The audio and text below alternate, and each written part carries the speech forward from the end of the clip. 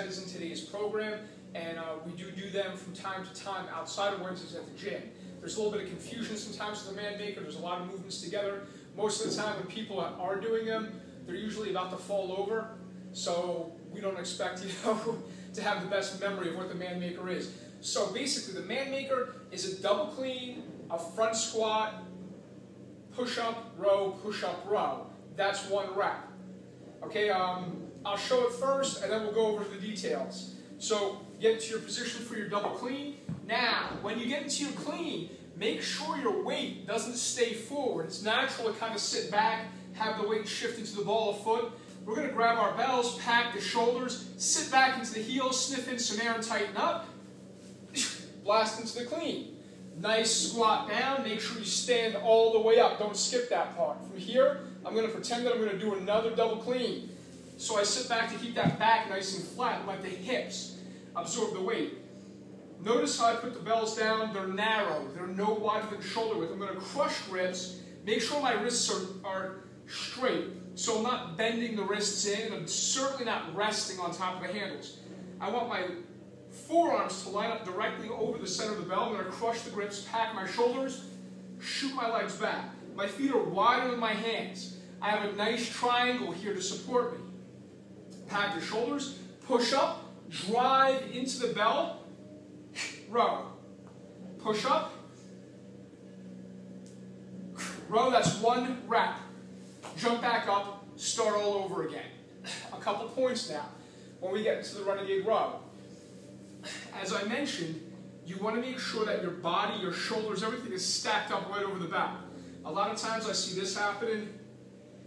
People are trying to basically, what's happened is people are kind of trying to escape the uncomfortable portion of the movement. The renegade row, one of the reasons why it's such a great movement, it fully engages your abdomen, especially the low abs. You're supposed to be uncomfortable. That's why you're doing it.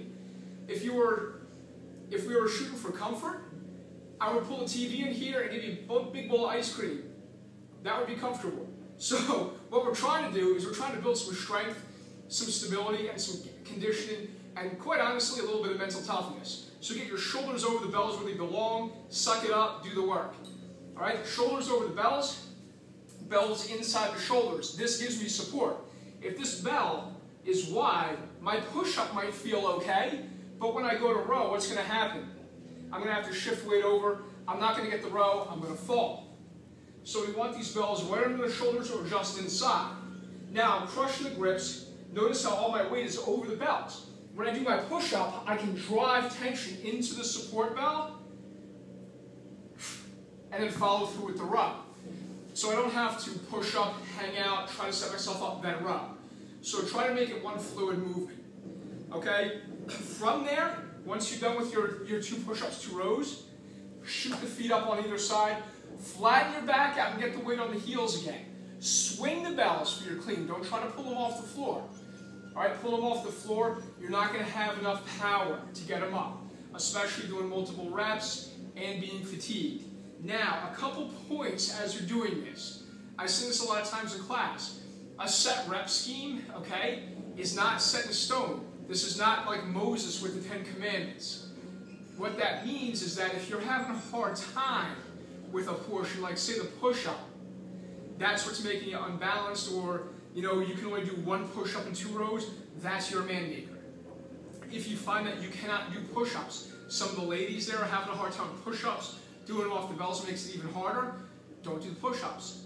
Clean, squat, row, row, 1 rep, okay?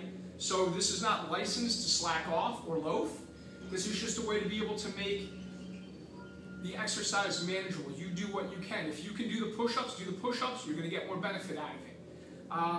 A few of the new people who have been having a hard time with the renegade row, they're kind of falling a lot. What can become problematic with that is obviously you're not doing the exercise. Secondly, you start getting kind of a little bit of a fear that builds up with each rep. So what I usually have them do is completely take the row out of it, and the push-up even. What their Man Maker might be is it might be a double clean, a squat, bells go on the floor, right? I put the bells on the floor, and I basically do a burpee into the next clean.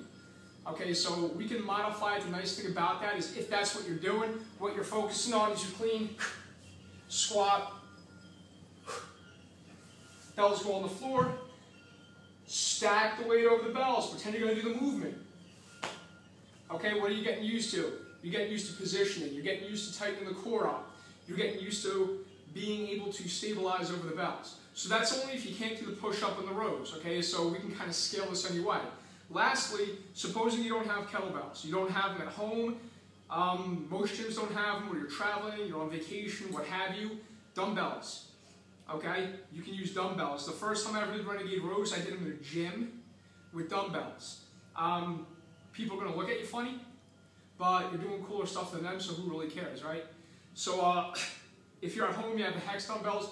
What's nice about that is it takes the instability out. So, I mean, that might be a nice thing. I personally like the bells. I like the instability. It forces you to really focus on grit, focus on body position. So, there you have it. That's the Manmaker. Kettlebells. If you don't have kettlebells, you can certainly do it with dumbbells. And there you go, man. Train it. Have a lot of fun.